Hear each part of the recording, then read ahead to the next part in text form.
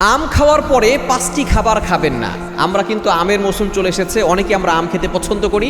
দেখা যাচ্ছে অনেকেই কাঁঠাল খায় না, তরমুজ খায় না, কিন্তু আম খেতে সকলের কাছে খুব ভালো লাগে। এই আমের হরেক রকমের আম রয়েছে।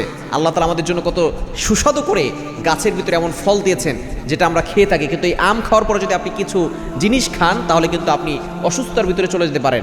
আপনার বদহজম হতে পারে, আপনার গ্যাস্ট্রিকের সমস্যা হতে পারে, এবং অ্যালার্জির সমস্যা হতে পারে, এবং বড় ধরনের সমস্যার ভিতরে আপনি চলে যেতে পারেন। মনে রাখবেন, আমাদেরকে সুস্থ থাকতে হবে।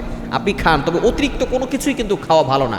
এই আম কিন্তু এমন একটা পুষ্টিগুণ খাবার, যেই আম খেলে আপনার শরীর ভালো থাকবে। কিন্তু আম খাওয়ার পরে যদি আপনি 5টি খাবার খান তাহলে আপনি বিপদে পড়ে যাবেন। নাম্বার 1, 1 নম্বর হচ্ছে আম খাওয়ার পরে আপনি পানি খাবেন না। যদি আম খাওয়ার পরে আপনি পানি খান তাহলে কিন্তু আপনার গ্যাস্ট্রিকের সমস্যা হতে পারে, বদহজমের সমস্যা হতে পারে। আপনি আম খাওয়ার সাথে সাথেই পানি পান করবেন না।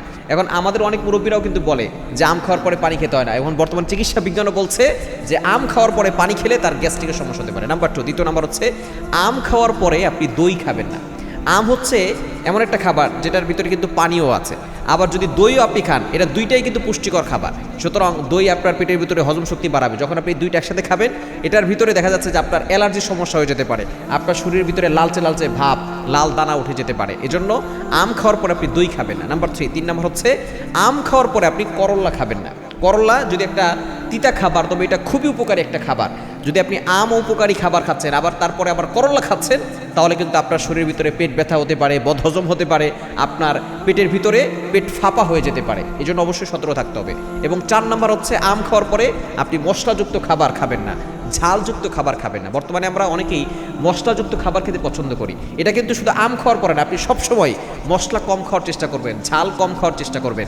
এই মশলা তারপরে ঝালযুক্ত খাবার খেলে আপনার বদহজম হতে পারে, গ্যাস্ট্রিকের সমস্যা হতে পারে, এরপরে পাকস্থলীতে সমস্যা হতে পারে, এমনকি গ্যাস্ট্রিকের সমস্যা হয়ে আলসারও হয়ে যেতে পারে যারা মশলাযুক্ত খাবার বেশি খেতে পছন্দ করে। এজন্য এখান থেকে দূরে সরে আসতে হবে। এবং 5 নম্বর হচ্ছে আম খাওয়ার পরে আপনি ড্রিঙ্কস যেগুলো আছে, পেপসি, অনেক কোকাকোলা খান, এরপরে অনেকেই দেখা যাচ্ছে যে 7 আপ, এই ড্রিঙ্কস যা কিছু আছে আপনি এগুলো খাবেন না। বিশেষ করে কোকাকোলা, পেপসি, এগুলো তো খাবেনই না। এগুলো হচ্ছে এমন দেশের পণ্য যারা মুসলমানদের সাথে সবসময় বেইন সাফি করে, মুসলমানদের উপরে নির্যাতন করে। সুতরাং এগুলো আপনি আম খাওয়ার পরে খাবেন না। এই 5টি খাবার থেকে দূরে থাকবেন, আপনি সুস্থ থাকতে পারবেন।